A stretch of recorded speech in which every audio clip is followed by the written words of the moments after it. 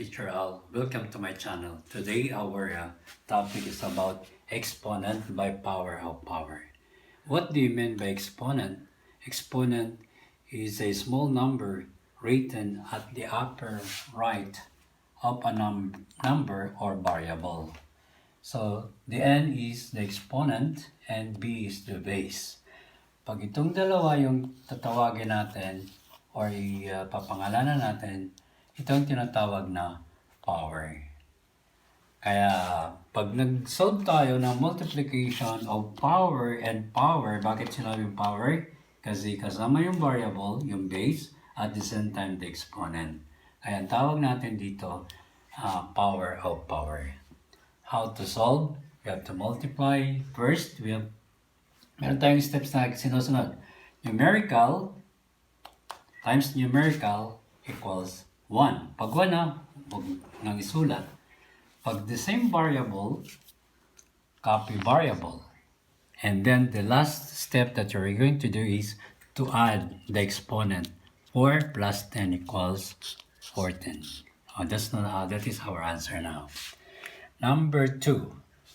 We look at the given. Numerical 1, 1, 1, so understood 1. Then we come now, the next step is variable.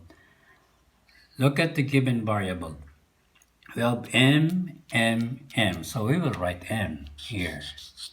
Then how about the n? We have n, n. Meron din, okay? Then the next step is the variable. Okay? The variable, kailangan pag power of power, so kailangan natin siyang i-add. 3 plus 1 plus 1 equals 5. 3 plus 1 equals 4. O, yan ang sagot natin. Okay, next, number 3. In number 3, we have a numerical coefficient, 10 at saka negative 4.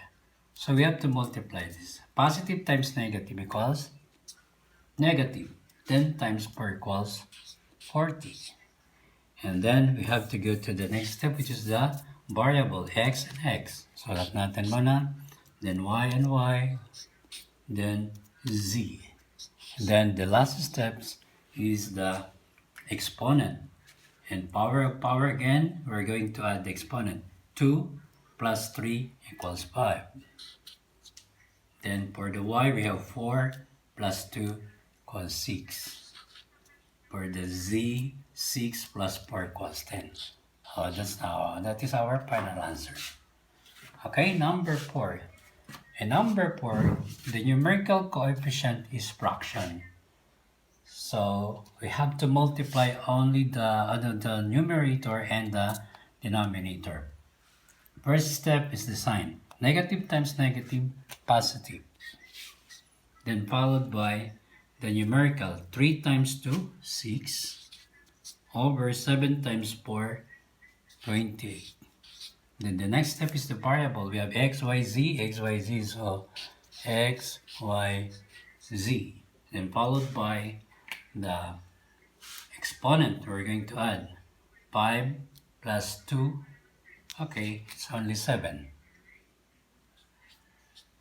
For y, 2 plus 2 equals 4. For z, we have 3 plus 2 equals 5. Hindi pa yung final answer natin because i-reduce pa natin tong numerical. So, ang pwede makadivide dito sa 6 and 28 is 2. 6 divided by 2, 3. Over 28 divided by 2 is 14. So, positive.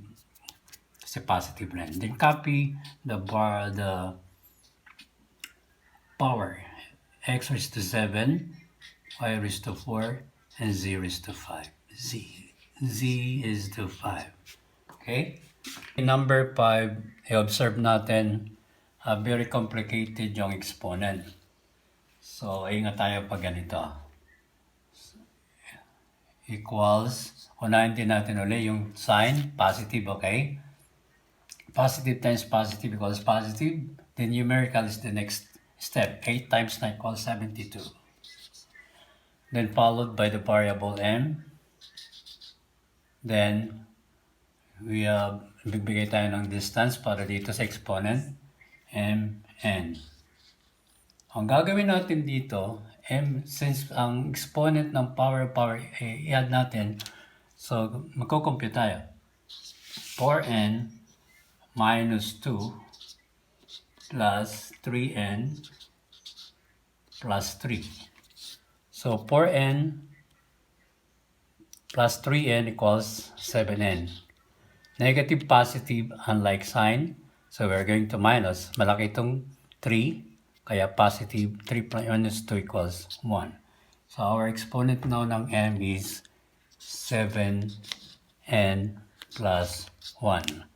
For the n, we have exponent is 7n plus 2.